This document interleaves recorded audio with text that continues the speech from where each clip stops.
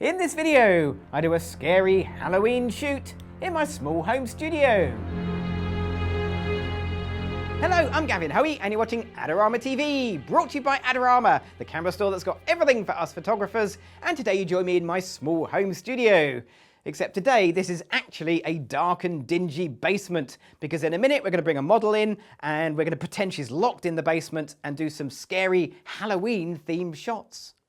Now, I needed a few props for this, and the first one was some clean new bandages. And they don't look clean because we've stained them. We actually used some coffee. They smell really nice, and some fake blood. Now, there's lots of different fake blood out there. We got several for this shoot because they're all different. Some of them were thin and runny, others were thick and gloopy. Some of them stained skin, others were unsuitable for use near eyes. Now, you can make your own fake blood, but whatever you use, make sure you test it before you put it anywhere near your model's skin. Right, let's get the light set, let's get a model in, let's get shooting. So to help me out today, I've got the amazing Kerry. Kerry's going to be the model for this shoot, and she is trapped in the basement that is actually my small home studio. You can see she's not having the best of days, but it's going to get worse for her as the shoot goes on. But at the moment, she's in kind of distressed clothing. We've put a patch over her eye and we made her hair go a little bit messy. Right, so that's Kerry. What about the lighting? Well, we're going to do a bunch of different setups. The first one's going to be a nice simple head and shoulder shot with Kerry sat down, and it's going to involve a couple of lights. Now, if it's a multi-light setup, I like to break it down one light at a time. The first light is up here. I've got an eVOLV 200 right up on the ceiling, and that's going to put a little shaft of light as if Kerry was trapped in a basement, and there is a skylight up there. I've got a grid on that light, which means it should give a nice tight beam and stop any of the light hitting Kerry. Now, to light Kerry, I'm going to use a second eVOLV 200, which we've got up here. Again, there is a grid on this just to give me a bit of control of the light. So let's turn that light on, and we'll just take a shot and see if it's the right exposure. Here we go. So that's come up really well. I like this, but we need an extra element for this. We need a little bit of blood. So that's what we're going to add in next. So as you can see, poor old Kerry's had a bit of an eye injury, but that's great because that's exactly what we want for this Halloween type shoot. So let's see how this looks just by changing that one thing. Okay, Kerry, here we go. And that looks really good, but there's a bit of a problem with the lighting. Because the light's coming in from one side and she's lost an eye on the other side of the light, it's in shade. So I just need to take my light and move it around to the other side. And hopefully that will put a little bit of light in the eye that's actually damaged. Okay, here we go. But when I do that, of course, I get a shadow going in the other direction, and now I've lost light in her good eye. Well, the solution for this is actually really simple. Here's what I'm going to do. Kerry, can I ask you to look up towards that light? Don't look at the light, just look off to the side. And if Kerry looks towards the light will reach her eyes. Or at least the one good eye. So we can now see light in her good eye, but of course her bad eye, well, we can see the detail in that too. Okay, so that's the basic setup. Now we need Kerry to do a bit of modelling. Well, technically acting. So she's going to act the part of someone who's trapped in a basement with an eye damage. Let's do some shots. Here we go. Okay, Kerry, I need you to bring your hands up. That's it. You're going to look up towards that light. It's all sticky and horrible. Yeah, it would be, wouldn't it? That's it. Okay. Maybe pull your hair a little bit. Let's get a little bit of kind of... that's great. Hand on top of your head.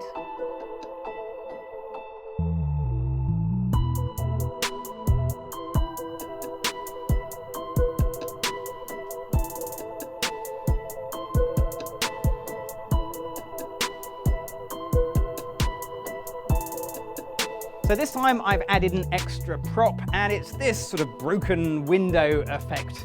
Now, regular viewers to Adorama TV may recognize this from a previous video that I shot. And if you've not seen it, go check out the Adorama Learning Center and discover how this is made out of Perspex. We've also given Kerry a little bit more blood, this time on her fingers, because her hands are going to be in the shot as well. So let's take a few pictures like this. Here we go.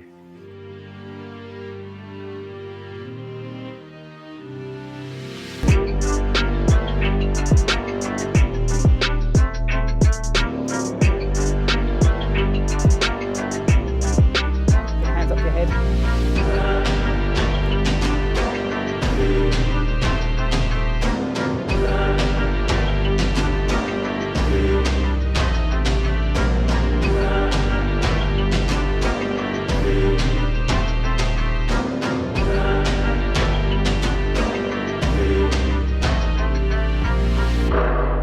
So the last setup we're going to do for our Halloween themed shoot is Kerry trying to escape up out of our sort of basement down here. So she's going to be against the wall, facing the wall this way round. We've still got the light above her head, but now I've taken the gridded light and just moved it round a little bit so I can get some light in her eyes when she's turned away from me. There's also going to be a third light in this setup, which is right back here. Now this light is going to come in really useful when we add some smoke into the scene, because it wouldn't be one of my shoots without a bit of smoke. But that is going to be the very last thing that I do, because once we add some smoke, it's going to take ages to get it out of the studio. So let's take a few shots without smoke, and then we'll add it in. Okay, Kerry, are you okay? Despite how you look, let's take some shots. Here we go. Okay.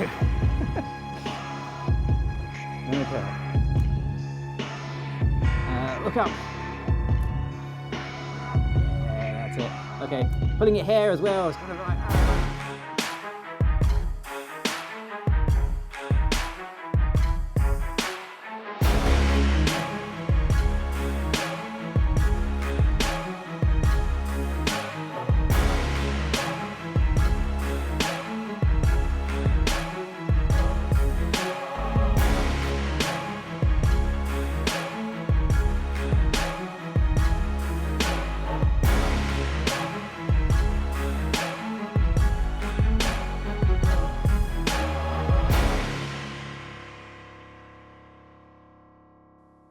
Everything came together to create that spooky feel. Kerry's amazing modelling, the makeup, the smoke, the outfit, the lighting, all of it combined together to add to the scary, spooky feel. But there's one more thing to do, and that's a bit of post-processing. So let's have a little look.